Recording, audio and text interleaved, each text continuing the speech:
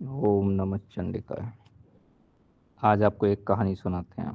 एक गुरु और शिष्य निरंतर चलते हुए बहुत थक गए थे, तो गुरु एक उपयुक्त स्थान देखकर विश्राम करने के लिए रुके।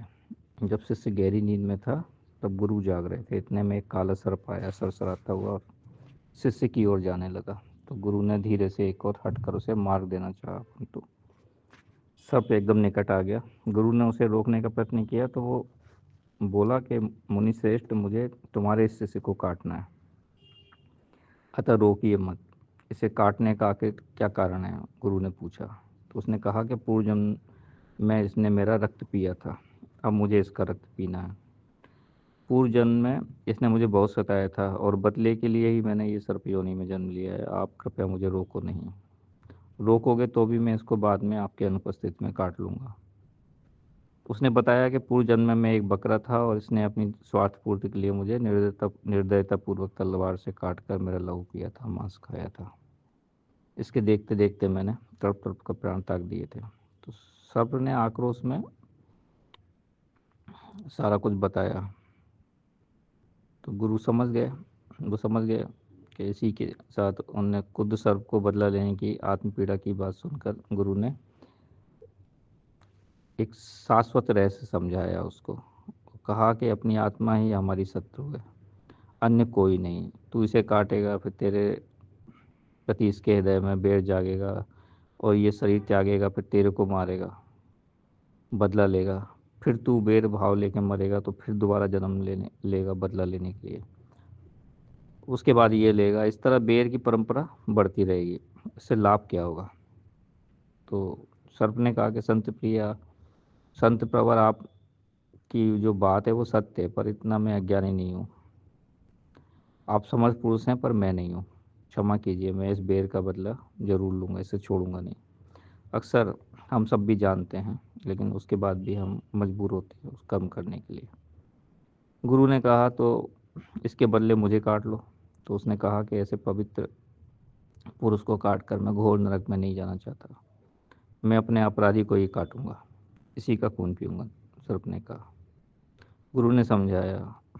पंख कटे हुए जटायु को गोद में लेकर भगवान राम ने उसका अभिषेक आंसुओं से किया। स्नेह से उसके सिर पर हाथ फेरते हुए भगवान राम ने कहा, तात, तुम जानते थे कि रावण दुर्दश और महाबलवान है, फिर उससे तुमने युद्ध क्यों किया? अपनी आंखों से मोती छलकाते हुए जटायु ने गर्वोन्नत वाणी में कहा कि प्रभु, मुझे मृत्यु का भय नहीं है। भय तो तब था जब मैं अन्याय अन्याय का प्रतिकार नहीं कर पाता और मेरे अंदर से शक्ति नहीं जागती अन्याय के प्रतिकार की। तो भगवान राम ने कहा, तात, तुम धन्य हो। तुम्हारे जैसे संस्कारवान आत्माओं से संसार को कल्याण का मार्ग प्रदर्शन होगा। तो अंत में जब सर्प को बहुत समझाने पे भी वो नहीं माना, तो गुरु ने कहा कि मैं तुमको इसका रक्त निकाल कर दे दूं, तो क्या तुम संतुष्ट हो जाओगे? तुम्हारी प्रतिहिंसा शांत हो जाएगी? उसने कहा, हाँ, ऐसा हो सकता है। तो ज्ञानी गुरु शिष्य की छाती पर चढ़ा, वो पत्ते का डोंगा उसके गले के पास लगाकर चाकू से एक चीरा लगाया और डोंगे में रक्त एकत्रित करके सर्प को पिलाने लगा।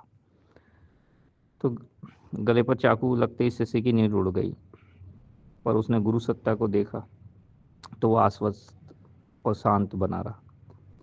छाती पर चढ़कर गले से खून निकालकर गुरु सर्प को पिला रहे हैं, ये सब देखकर वह तत्काल आंखें बंद कर चुपचाप सोया रहा। सर्प को जब तृप्ति हो गई तो वह वापस चला गया और गुरु ने शल्य चिकित्सक की भांति उसके बहते हुए घाव को बंद करके वनौषधि से उसकी पट्टी कर दी।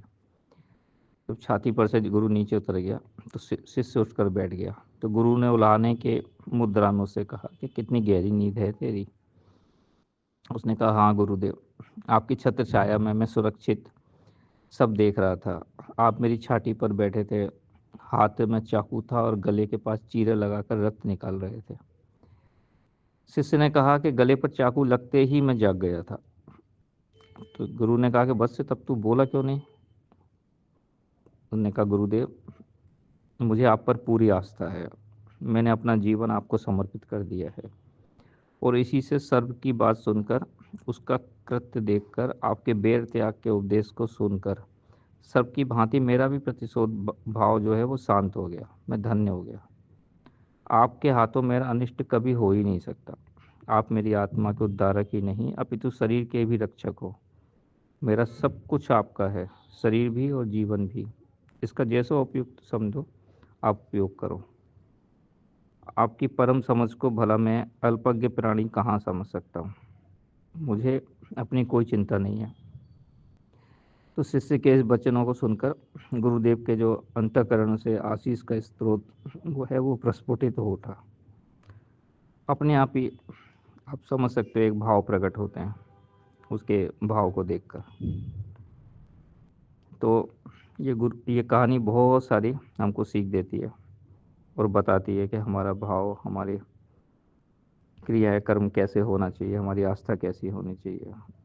और कबीर का दोहा है कि गुरु को सर पर राखिए, चलिए आज्ञा माएं, कहें कबीर ता दास को, तीन लोक भय नाई। आप सभी के अंतर में बैठे परमात्मा को नमस्कार हो। ओम।